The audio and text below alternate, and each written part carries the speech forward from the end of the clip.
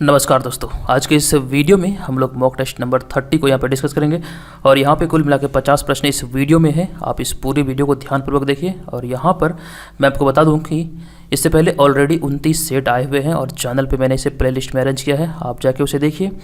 और अगर आप पहली बार इस श्रृंखला के वीडियो को देख रहे हैं तो आप इसे आदत बनाइए और रेगुलर देखिए। ये आपके बीपीएससी सहित अन्य सभी कंपैरेटिव एग्जाम के दृष्टिकोण से काफ़ी महत्वपूर्ण होंगे।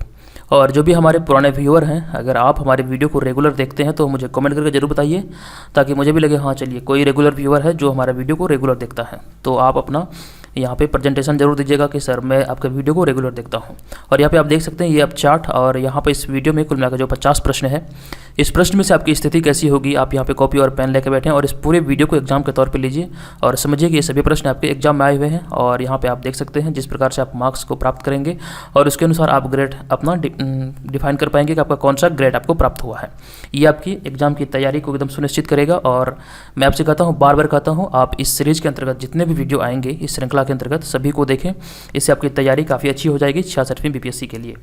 प्रत्येक प्रश्न की प्रकृति आपको हूबहू बीपीएससी एग्जाम की तरह देखने को मिलेगी। यहाँ पे 5वां ऑप्शन को भी ध्यान में रखना पड़ेगा, तो सभी ऑप्शन को ध्यान रखिएगा। और चलिए हम यहाँ पे देरी न करते हुए शुरू करते हैं। तो यहाँ पे पहला प्रश्न है, वाष्प उत्सर्जन की दर मुख्यतः किस पर निर्भर करती है? वाष्प उत्सर्जन की दर मुख्यतः किस पर निर्भर करती है? सभी प्रश्नों में कुछ देर यहाँ पे मैं समय दूंगा आपको और उसके बाद प्रश्नों को आप सॉल्व कीजिए और बताइए इसका आंसर क्या होगा। वाष्प उत्सर्जन की दर मुख्यतः किस पर निर्भर करती है? तो यहाँ पर इस प्रश्न का जो आंसर होगा ऑप्शन नंबर सी होगा, तापमान और तीव्र प्रकाश पर। जो भी प्रश्न आपको नहीं आएंगे आप उसे नोट करते जाइएगा और बाद में उसे जरूर देखिएगा। चलिए, तो यहाँ पे इसका आंसर होगा वाष्प उत्सर्जन की दर मुख्यतः तापमान और तीव्र प्रकाश पर निर्भर करता है। और उसके बाद हमारा दूसरा प्रश्न है, पौधों की सामान्य वृद्धि में निम्न में से किस तत्व की आवश्यकता नहीं पड़ती है? पौधे की सामान्य वृद्धि में निम्न में से किस तत्व की आवश्यकता नहीं पड़ती है? साइंस के इस तरह के प्रश्न कई बार एग्जाम में पूछे गए हैं। इसका जो सही आंसर होगा ऑप्शन नंबर बी यानी Mg यानी कि मैग्नीशियम इसका करेक्ट आंसर होगा। ऑप्शन नंबर बी यहाँ पर ध्यान रखिएगा, इसका करेक्ट आंसर होगा। चलिए, उसके बाद अगला प्रश्न है, प्रकाश संश्लेषण हेतु निम्न में से कौन कभी भी सीमाकारी कारक नहीं होता है? प्रकाश संश्लेषण क्रिया में कौन सा, या फिर जो ऑप्शन में आपको दिख रहा है, ये कौन सा कभी भी ये प्रकाश संश्लेषण की क्रिया में इस्तेमाल नहीं होता, या फिर इसका एक प्रकार से कह सकते हैं इसका कोई कारक नहीं है? तो प्रकाश संश्लेषण की क्रिया के दौरान यहाँ पे जो तीसरा नंबर प्रश्न है, इस प्रश्न का आंसर होगा option number A. Option number A, oxygen ये जो है उत्सर्जित होता है प्रकाश संश्लेषण क्रिया के दौरान। जो दिन के समय में प्रकाश संश्लेषण की क्रिया होती है, आप सभी जानते हैं कि प्रकाश संश्लेषण की क्रिया के लिए सूर्य का प्रकाश जरूरी है, क्लोरोफिल और फिर खनिज लवण, जो भी ये सभी चीज़ें मुख्य रूप से प्रकाश संश्लेषण की क्रिया के लिए जरूरी होता है। लेकिन कहीं ना कहीं आप ये भी जानते हैं कि प्रकाश संश्लेषण की क्रिया दिन में होती है, लेकिन पेड़ पौधे ऑक्सीजन भी लेते हैं और कार्बन डाइऑक्साइड भी लेते हैं, ये बात आपको पता होना चाहिए। तो इसके पीछे बेसिकली यह है कि दिन के समय में पेड़ पौधे कार्बन डाइऑक्साइड ग्रहण करते हैं और ऑक्सीजन छोड़ते हैं, जबकि रात के समय में जब प्रकाश संश्लेषण की क्रिया नहीं होती है तो पेड़ पौधे भी ऑक्सीजन लेते हैं और कार्बन डाइऑक्साइड छोड़ते हैं। तो यही वजह है कि रात के समय में पेड़ पौधे के नीचे नहीं सोना चाहिए। तो इस बात का आप ध्यान रखिएगा। और इसके बाद अगला प्रश्न है, राष्ट्रीय उद्यान निम्न में से किसको सुरक्षित रखता है? कोई भी राष्ट्रीय उद्यान जो होता है वो निम्न में से किसको सुरक्षित रखता है? बताइए इसका आंसर क्या होगा। चौथा का, राष्ट्रीय उद्यान निम्न में से किसको सुरक्षित रखता है? इस प्रश्न का आंसर होगा ऑप्शन नंबर डी, संपूर्ण पारिस्थितिक तंत्र। ऑप्शन नंबर डी यहाँ पे करेक्ट आंसर होगा, संपूर्ण पारिस्थितिक तंत्र इसका सही आंसर है। और उसके बाद अगला प्रश्न है, पानी की अस्थायी कठोरता किस कारण से होती है? पानी की अस्थायी कठोरता किस कारण से होती है? तो यहाँ पर 5वें नंबर का सही आंसर होगा ऑप्शन नंबर ए, यानी कि कैल्शियम एवं मैग्नीशियम के बाइकार्बोनेट के कारण पानी की अस्थायी कठोरता होती है। तो ध्यान दीजिएगा, आंसर होगा ऑप्शन नंबर ए। चलिए, यहाँ पे अभी इस सेक्शन के अंदर का सभी साइंस के कुछ प्रश्न है, 10 से 12 प्रश्न साइंस के होंगे। चलिए, अगला प्रश्न है, सीसा का धीरे धीरे ठंडा होना क्या कहलाता है? सीसा का धीरे धीरे ठंडा होना क्या कहलाता है? ये अभिक्रिया जो होती है, ये प्रक्रिया जो होती है, इसे क्या कहा जाता है, किस नाम से जाना जाता है? इस प्रश्न का आंसर होगा शमन। ऑप्शन नंबर सी यहाँ पे करेक्ट आंसर होगा, शीशे का धीरे धीरे ठंडा होना शमन कहलाता है। और यहाँ पे अगला प्रश्न है, देखिए यहाँ पे प्रश्न को पढ़ने से पहले मैं आपको बता दूं कि चैनल पर एक PDF मैंने जारी किया है चैनल के माध्यम से, जिसमें कि 1500 प्रश्न है। जिस प्रकार से यहाँ पे आपको प्रश्न दिख रहा है, जो ये अभी हमारा 30वां सेट है, तो ये 30 सेट को मिला के कुल मिला के 1500 प्रश्न बनते हैं। इसका एक मास्टर PDF तैयार किया गया है। पूर्णतः ये संशोधित है, इसमें किसी भी प्रकार की त्रुटि नहीं है। ये आपको फेसबुक पेज पे मिल जाएगा, टेलीग्राम ग्रुप में मिल जाएगा, और उसके बाद हमारा जो इंस्टाग्राम का अकाउंट है वहाँ पे आपको मिल जाएगा, व्हाट्सअप ग्रुप पे मिल जाएगा। तो ये सभी चीज़ें आप ज्वाइन कर लीजिए सभी सोशल मीडिया प्लेटफॉर्म पे, तो वहाँ से आप इसका PDF को प्राप्त कर सकते हैं। तो चलिए हम आगे बढ़ते हैं और अगला प्रश्न है, निम्न परिस्थितियों में से किस में विद्युत क्षेत्र स्थित होता है। 7वां नंबर प्रश्न काफ़ी महत्वपूर्ण प्रश्न है। निम्न परिस्थितियों में से, यहाँ जो आपको दिख रहा है, तो किस में विद्युत क्षेत्र स्थित होता है। इस प्रश्न का आंसर होगा ऑप्शन नंबर डी, परमाणु में न्यूक्लियस एवं इलेक्ट्रॉन के बीच मध्यवर्ती स्थान में विद्युत क्षेत्र स्थित होता है। परमाणु में न्यूक्लियस एवं इलेक्ट्रॉन के बीच मध्यवर्ती स्थान में, ऑप्शन नंबर डी यहाँ पर करेक्ट आंसर होगा। तो दोस्तों यहाँ पर अगला प्रश्न है, गलत कथन का चुनाव कीजिए। तो इस तरह के प्रश्न कई बार एग्जाम में पूछे गए हैं, तो इसे ध्यान रखिएगा। तो यहाँ पे गलत कथन का चुनाव करना है और सभी ऑप्शन को ध्यानपूर्वक पढ़िए और उसके बाद डिसाइड कीजिए, निर्णय लीजिए कि कौन सा ऑप्शन यहाँ पे हमारा सही आंसर होगा। तो गलत कथन का चुनाव करना है, चलिए सभी को एक एक करके देखते हैं। तो पहला ऑप्शन है, प्रकृति में न्यूक्लियर यानी कि नाभिकीय बल सबसे मजबूत होता है। नेक्स्ट है, नाभिक के अंतर्गत नेट नाभिकीय बल 0 होता है। और नेक्स्ट है, 2 इलेक्ट्रॉन के बीच नाभिकीय बल नहीं होता जबकि 2 प्रोटॉन के बीच होता है। अगला है, किसी भी दूरी के लिए 2 प्रोटॉन के बीच नाभिकीय बल स्थित वैद्युत बल से अधिक होता है।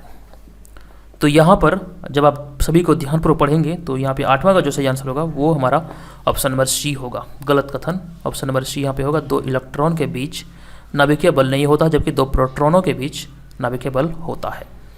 तो यहाँ पे ऑप्शन नंबर सी हमारा यहाँ पे सही आंसर होगा, क्योंकि यहाँ पे कह रहा था गलत कथन का चुनाव कीजिए, तो इसे ध्यान दीजिएगा। इसका आंसर होगा ऑप्शन नंबर सी।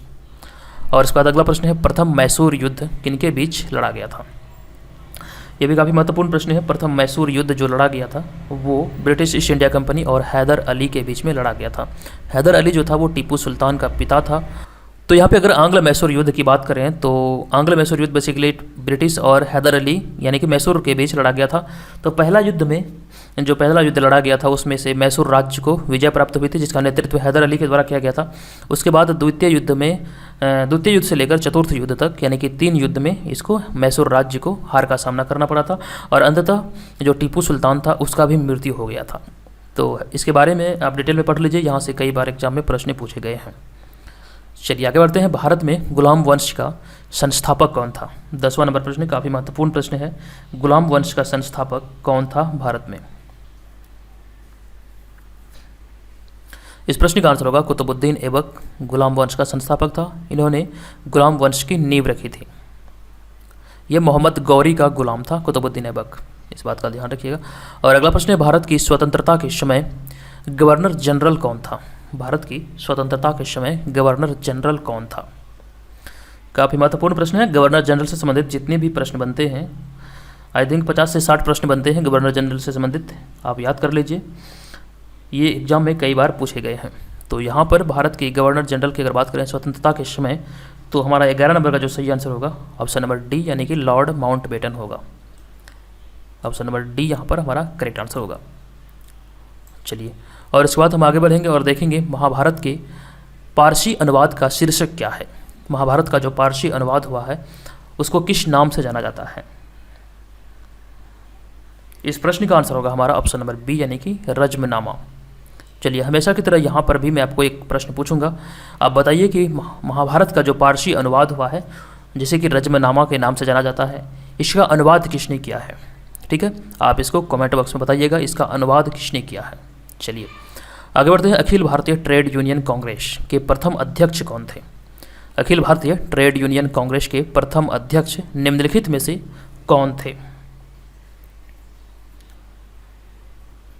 इस प्रश्न का आंसर होगा लाला लाजपत राय। अखिल भारतीय ट्रेड यूनियन कांग्रेस के जो अध्यक्ष थे वो लाला लाजपत राय थे।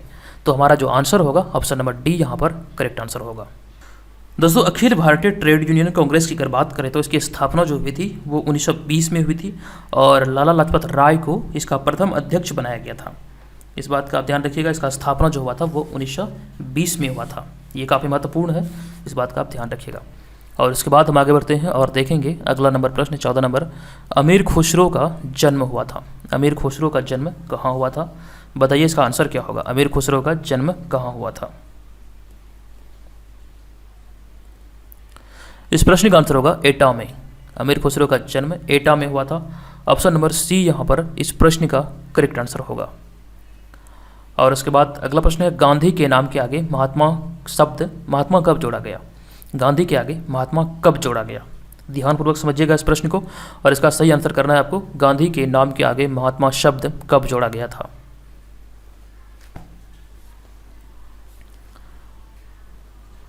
तो यहाँ पर 15 नंबर का जो सही आंसर होगा, option number A correct answer होगा, चंपारण सत्याग्रह के दौरान।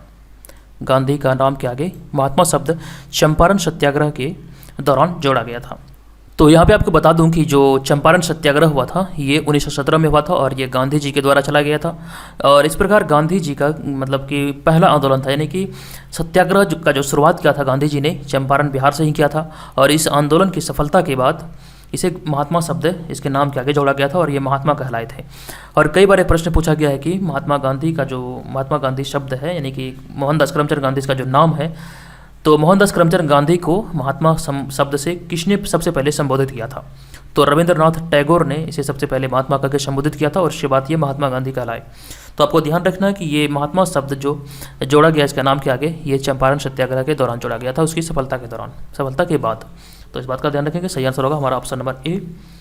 चलिए, इस तरह के फैक्ट को आपको ध्यान रखना है। और इसके बाद अगला प्रश्न है, निम्नलिखित में से किस सिख गुरुओं को तत्कालीन शासकों के द्वारा मृत्यु दंड दिया गया था? किस सिख गुरुओं को तत्कालीन शासकों के द्वारा मृत्यु दंड दिया गया था? ये काफ़ी महत्वपूर्ण प्रश्न है, बताइए इसका आंसर क्या होगा।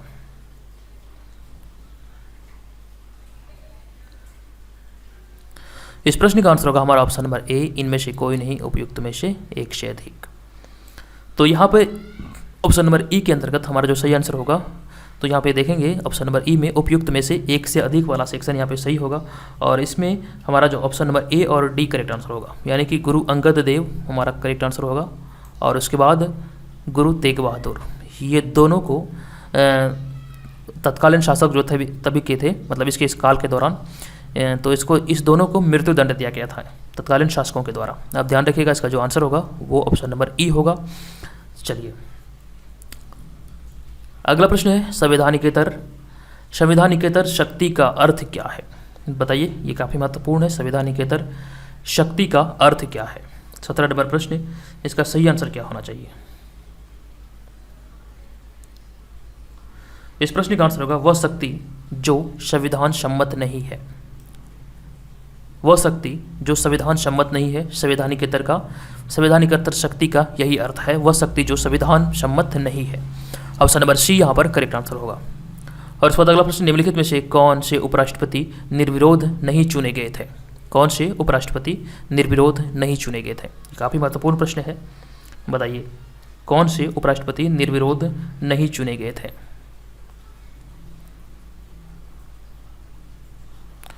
इस प्रश्न का आंसर होगा हमारा option number D. Option number D, R K Narayanan, ये उपराष्ट्रपति पद के लिए निर्विरोध नहीं चुने गए थे। बेसिकली आपको बता दूं कि ये जो उपराष्ट्रपति का चुनाव हुआ था ये बेसिकली 1922 की बात है।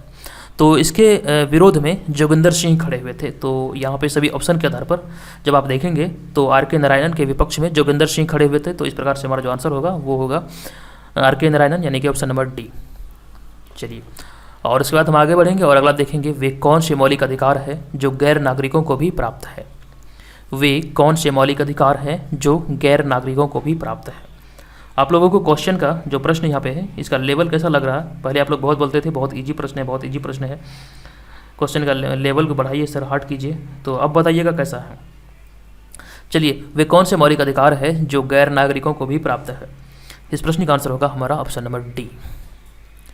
ऑप्शन नंबर डी यहाँ पे करेक्ट आंसर होगा, कानून के समक्ष समता का अधिकार। ये ऐसे मौलिक अधिकार हैं जो गैर नागरिकों को भी प्राप्त है। तो इस प्रश्न का हमारा आंसर होगा ऑप्शन नंबर डी। और इसके बाद अगला प्रश्न है, भूतकालिक प्रभाव से लागू होने वाला अपनी तरह का प्रथम संविधान संशोधन अधिनियम निम्न में से कौन सा है? भूतकालिक प्रभाव से लागू होने वाला अपनी तरह का प्रथम संविधान संशोधन अधिनियम निम्न में से कौन सा है?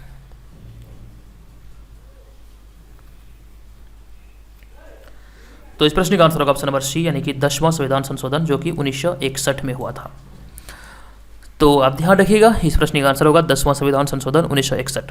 तो इस संशोधन के अंतर्गत जो महत्वपूर्ण चीज़ें निकलकर सामने आई वो ये थी कि इस संशोधन के अंतर्गत जो 10वां संशोधन था 1961 में हुआ था, ये बेसिकली दादर नगर हवेली को केंद्र शासित प्रदेश बनाया गया था।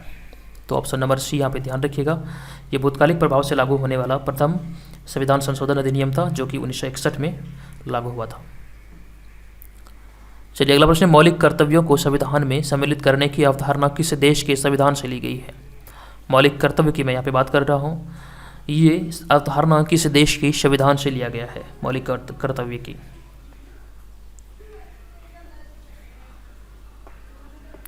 इस प्रश्न का आंसर होगा सोवियत संघ। मौलिक कर्तव्य का जो अवधारणा लिया गया है वो सोवियत संघ के संविधान से लिया गया है। और उसके बाद अगला प्रश्न है, सामान्यतः प्रत्येक 5 वर्ष के पश्चात वित्तीय आयोग की स्थापना क्यों की जाती है? सामान्यतः प्रत्येक 5 वर्ष के पश्चात वित्तीय आयोग की स्थापना क्यों की जाती है? ऑप्शन नंबर डी यहाँ पर करेक्ट आंसर होगा। केंद्रीय अनुदान और संघ के राजस्व में राज्यों का अंश निर्धारित करने के लिए प्रत्येक 5 वर्ष पर वित्तीय आयोग की स्थापना की जाती है। आप ध्यान रखिएगा, केंद्रीय अनुदान और संघ के राजस्व में राज्यों का अंश निर्धारित करने के लिए। अगला प्रश्न है, भारत में पहली बार एक सांसद या विधायक को इस कारण सदन की सदस्यता से अयोग्य घोषित किया गया कि वह बिना अनुमति के 60 बैठकों में लगातार अनुपस्थित रहे। वह सदस्य थे, किसके सदस्य थे बताइए? भारत में पहली बार ऐसा हुआ था, किसी सांसद को अयोग्य घोषित किया गया था संसद की सदस्यता से, सदन की सदस्यता से, क्योंकि इस पे आरोप लगाया गया था कि ये पिछले 60 बैठकों में लगातार अनुपस्थित रहे हैं। वे किसके सदस्य थे? तो इस प्रश्न का आंसर होगा ऑप्शन नंबर ए, राज्यसभा के ये सदस्य थे। ये लगातार 60 बैठकों में अनुपस्थित रहे थे। ऑप्शन नंबर ए यहाँ पर करेक्ट आंसर होगा। चलिए उसके बाद अगला प्रश्न है, मौलिक कर्तव्यों से संबंधित कौन सा कथन सत्य नहीं है? मौलिक कर्तव्यों से संबंधित निम्न में से कौन सा कथन सत्य नहीं है? 24 नंबर प्रश्न, काफ़ी महत्वपूर्ण प्रश्न है। इस प्रश्न का हमारा आंसर होगा ऑप्शन नंबर ए, मौलिक कर्तव्य से संबंधित कौन सा कथन सत्य नहीं है? तो हमारा ए आंसर होगा, क्योंकि ए कथन जो है यहाँ पर सत्य नहीं है। तो ए में है, इन्हें परमादेश द्वारा प्रभावी बनाया जा सकता है। ये कथन बिल्कुल सत्य नहीं है, बल्कि ये असत्य है। उसके बाद जो जितने भी ऑप्शन है, इन्हें संवैधानिक प्रक्रिया से ही बढ़ाया जा सकता है। स्पष्ट विधियों की व्याख्या के लिए उनका उपयोग किया जा सकता है। किसी विशिष्ट कर्तव्य का पालन करना संवैधानिक कानून के क्षेत्र में आता है, जिसे न्यायालय निश्चित करता है। ये सभी सत्य है, बल्कि ए नंबर यहाँ पे सत्य नहीं था। और उसके बाद अगला प्रश्न, निम्नलिखित में से किस क्षेत्र में भूमध्यसागरीय जलवायु प्रचलित नहीं है? महत्वपूर्ण प्रश्न है, किस क्षेत्र में भूमध्यसागरीय जलवायु प्रचलित नहीं है? इस प्रश्न का आंसर होगा हमारा ऑप्शन नंबर डी, यानी कि पंपास। पंपास के बारे में आप लोग जानते होंगे, पंपास क्या है? तो ध्यान रखिएगा, निम्नलिखित में से किस क्षेत्र में भूमध्यसागरीय जलवायु प्रचलित नहीं है? इसका आंसर होगा पंपास। चलिए पंपास में यहाँ पे बता रहा हूँ कि पंपास घास का मैदान को कहा जाता है। आपको बताना है कि ये पंपास घास का जो मैदान है ये कहाँ पड़ता है, किस जगह पे ये है, किस जगह के घास के मैदान को पंपास के नाम से जाना जाता है।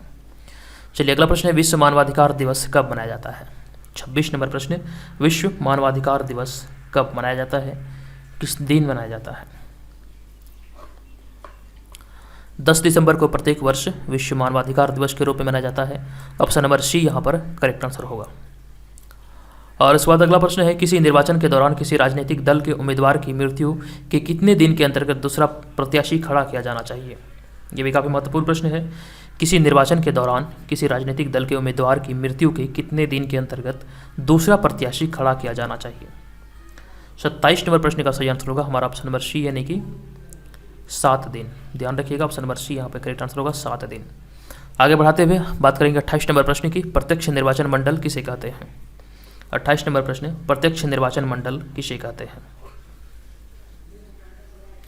इस प्रश्न का आंसर होगा हमारा ऑप्शन नंबर सी, यानी कि जनता द्वारा प्रतिनिधि चुना जाना प्रत्यक्ष निर्वाचन मंडल कहलाता है। जनता द्वारा प्रतिनिधि चुना जाना प्रत्यक्ष निर्वाचन मंडल कहलाता है। अगला प्रश्न है, सामूहिक उत्तरदायित्व सरकार की विशेषता क्या है? सामूहिक उत्तरदायित्व सरकार की विशेषता निम्न में से क्या है? इस प्रश्न का आंसर होगा, सामूहिक उत्तरदायित्व सरकार की विशेषता है संसदीय। ऑप्शन नंबर सी यहाँ पर करेक्ट आंसर होगा, संसदीय सामूहिक उत्तरदायित्व सरकार की विशेषता है। और उसके बाद अगला प्रश्न, निम्नलिखित में से किस देश की न्यायपालिका स्वतंत्र नहीं है? निम्नलिखित में से किस देश की न्यायपालिका स्वतंत्र नहीं है? तो इस प्रश्न का हमारा आंसर होगा निम्न में से किस देश की न्यायपालिका स्वतंत्र नहीं है? रूस इसका करेक्ट आंसर होगा, रूस की। दोस्तों आपको बता दूं कि हमारे चैनल के माध्यम से 66वीं बीपीएससी एग्जाम के लिए टेस्ट सीरीज का आयोजन किया जाता है। जो आप यहाँ पे वीडियो फॉर्मेट देख रहे हैं, इसी का पीडीएफ आपको प्रोवाइड कराया जाता है। अगर आप इसे लेना चाहते हैं तो केवल 49 रुपये पे करके ये सारे पीडीएफ 66वीं बीपीएससी तक रोजाना एक दिन के बाद एक दिन यानी कि सप्ताह में 3 पीडीएफ आपको दिया जाता है। आप इसे चाहें तो हमारे टेस्ट सीरीज के ग्रुप को, पेड ग्रुप को ज्वाइन कर सकते हैं। केवल 49 रुपये पे करके हमारे इस पेड ग्रुप को ज्वाइन कर सकते हैं। और आपको बता दूं कि यहाँ पर एग्जाम से पहले 1 मंथ पहले मैं आपको फुल लेंथ टेस्ट भी प्रोवाइड कराऊंगा, तो आप इसे ध्यान दीजिएगा और इस हमारे टेस्ट सीरीज को अगर जुड़ना चाहें तो जुड़ सकते हैं। चलिए अगला प्रश्न हम देखेंगे। यहाँ पे 31 नंबर प्रश्न है, प्राकृतिक चयन यानी कि नेचुरल सिलेक्शन का सिद्धांत संबंधित है, किससे संबंधित है? प्राकृतिक चयन का सिद्धांत। इस प्रश्न का आंसर होगा विकास सिद्धांत से। नेचुरल सिलेक्शन की थ्योरी जो है वो विकास सिद्धांत से संबंधित है। Option number D correct answer होगा। और इसके बाद अगला प्रश्न है, भारतीय संसद निम्नलिखित में से किससे मिलकर बनती है? भारतीय संसद का जो निर्माण होता है या फिर निर्माण हुई है वो किससे मिलकर बनी है या फिर किससे मिलकर तैयार हुई है?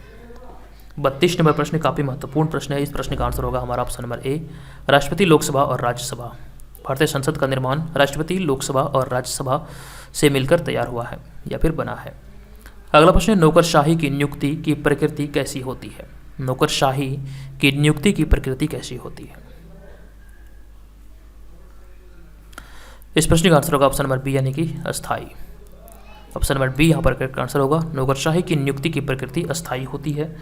चलिए यहाँ पे अगला प्रश्न है, भारतीय राजनीतिक व्यवस्था की विशेषता निम्न में से क्या है? भारतीय राजनीतिक व्यवस्था की विशेषता निम्न में से क्या है? 34 नंबर प्रश्न है। इस प्रश्न को ध्यानपूर्वक सॉल्व कीजिए और देखिए इसका सही आंसर क्या होगा। भारतीय राजनीतिक व्यवस्था की विशेषता निम्न में से क्या है? इस प्रश्न का आंसर होगा ऑप्शन नंबर ई, इनमें से कोई नहीं उपयुक्त में से एक से अधिक। तो यहाँ पर ए, बी, सी और डी सभी सही होगा, यानी कि जाति, धर्म, क्षेत्र और राष्ट्रीय हित, ये सभी भारतीय राजनीतिक व्यवस्था की विशेषता है। ऑप्शन नंबर ई यहाँ पर करेक्ट आंसर होगा 34 का। तो सभी को आपको ध्यान रखना है। चलिए हम आगे बढ़ेंगे और देखेंगे 35 नंबर प्रश्न। निम्नलिखित में से कौन सी राशि सदिश राशि है? राशि के बारे में यहाँ पे पूछा जा रहा है कि कौन सी राशि सदिश राशि है। इस प्रश्न का आंसर होगा प्रवेग। ऑप्शन नंबर सी यहाँ पर करेक्ट आंसर होगा। प्रवेश जो है वो सदिश राशि है। तो ऑप्शन नंबर सी ध्यान रखिएगा, इसका आंसर होगा। चलिए और उसके बाद अगला प्रश्न, संवेग भौतिक राशियों का गुणनफल क्या है? संवेग भौतिक राशियों का गुणनफल क्या है? 36 नंबर प्रश्न काफ़ी महत्वपूर्ण प्रश्न है। इसका आंसर होगा द्रव्यमान और वेग, यानी कि ऑप्शन नंबर ए यहाँ पर करेक्ट आंसर होगा। संवेग भौतिक राशियों का गुणनफल है द्रव्यमान और वेग। अगला प्रश्न है, पदार्थ का जड़त्व उसकी किस भौतिक राशि का माप करता है? पदार्थ का जड़त्व उसकी किस भौतिक राशि का मापन करता है? 37 नंबर प्रश्न। इस प्रश्न का आंसर होगा पदार्थ का जो जड़त्व है ये किस भौतिक राशि का मापन करता है? सही आंसर होगा ऑप्शन नंबर सी यानी कि द्रव्यमान का। ऑप्शन नंबर सी यहाँ पर करेक्ट आंसर होगा। और उसके बाद अगला प्रश्न है, पृथ्वी के द्रव्यमान की गणना सर्वप्रथम किस वैज्ञानिक ने की थी? पृथ्वी की द्रव्यमान की गणना सर्वप्रथम किस वैज्ञानिक के द्वारा किया गया था? 38 नंबर प्रश्न काफ़ी महत्वपूर्ण प्रश्न है। इस प्रश्न का आंसर होगा कैवेंडिश, यानी कि ऑप्शन नंबर डी यहाँ पर करेक्ट आंसर होगा। पृथ्वी के द्रव्यमान की गणना सर्वप्रथम कैवेंडिश के द्वारा किया गया था। नेक्स्ट प्रश्न है, निम्न में से जी का मात्रक क्या होता है? आप समझ रहे हैं इस प्रश्न को, बताइए इसका आंसर क्या होगा। निम्न में से जी का मात्रक क्या होता है?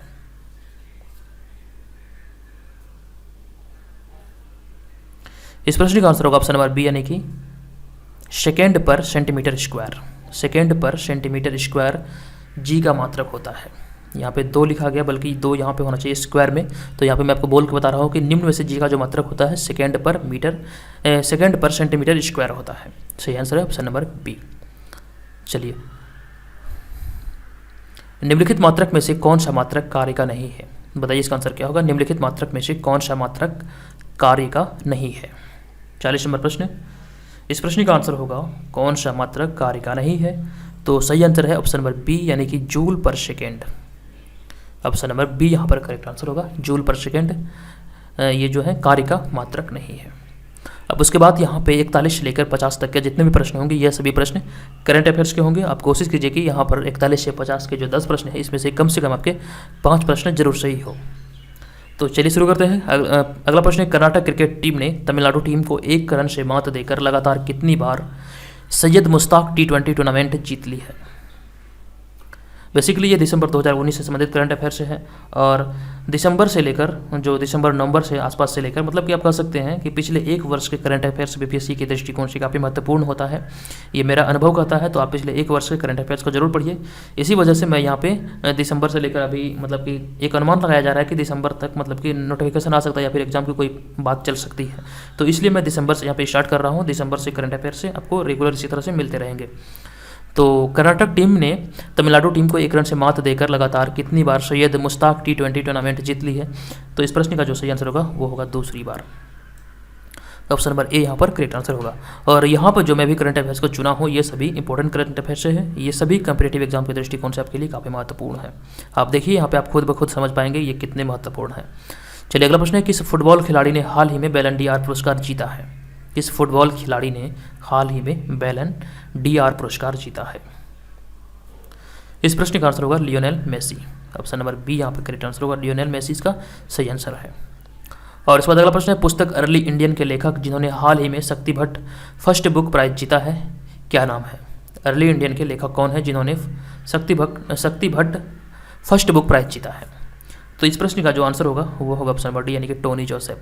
आपसे प्रश्न ऐसे भी पूछा जा सकता है कि अर्ली इंडियन के लेखक कौन है, तो इसका आंसर होगा टोनी जोसेफ। अगला प्रश्न है, चीन की सिचुआन एयरलाइंस ने दिसंबर 2019 में किस देश के लिए मालवाहक विमान सेवा शुरू की थी। चीन की एयरलाइंस कंपनी सिचुआन एयरलाइंस ने दिसंबर 2019 में किस देश के लिए मालवाहक विमान सेवा शुरू की थी। इस प्रश्न का आंसर होगा भारत। भारत के लिए शुरू किया था, लेकिन कोविड-19 के कारण ये एकदम से संचालित नहीं हो पाई, कह सकते हैं। आप इसका ध्यान रखिएगा, आंसर होगा ऑप्शन नंबर बी। और उसके बाद अगला प्रश्न है, रेटिंग एजेंसी क्रिसिल ने 2019-20 के लिए भारत की विकास दर के अनुमान को 6.3% से घटाकर कितनी फीसदी किया है। रेटिंग एजेंसी जो क्रिसिल है उसके अनुसार 2019-20 के लिए भारत की जो विकास दर है उसका अनुमान को घटाकर 6.3% से घटाकर कितना किया गया है। तो 45 नंबर प्रश्न का जो आंसर होगा 5.1 यानी कि 5.1% किया गया है रेटिंग एजेंसी क्रिसिल के द्वारा। ये विकास दर की मैं यहाँ पे बात कर रहा हूँ, तो ध्यान रखिएगा 5.1% इसका करेक्ट आंसर होगा। और इसके बाद अगला प्रश्न है 46 नंबर प्रश्न, ये भी प्रश्न काफ़ी महत्वपूर्ण है। किस देश ने हाल ही में अमेरिकी सेना और गैर सरकारी संगठनों पर प्रतिबंध लगाने की घोषणा की है। किस देश ने हाल ही में अमेरिकी सेना और गैर सरकारी संगठनों पर प्रतिबंध लगाने की घोषणा की है। तो इस प्रश्न का आंसर होगा चीन ने। सही आंसर ऑप्शन नंबर ए यानी कि चीन। चलिए 47वां प्रश्न है, विश्व विकलांगता दिवस किस दिन मनाया जाता है।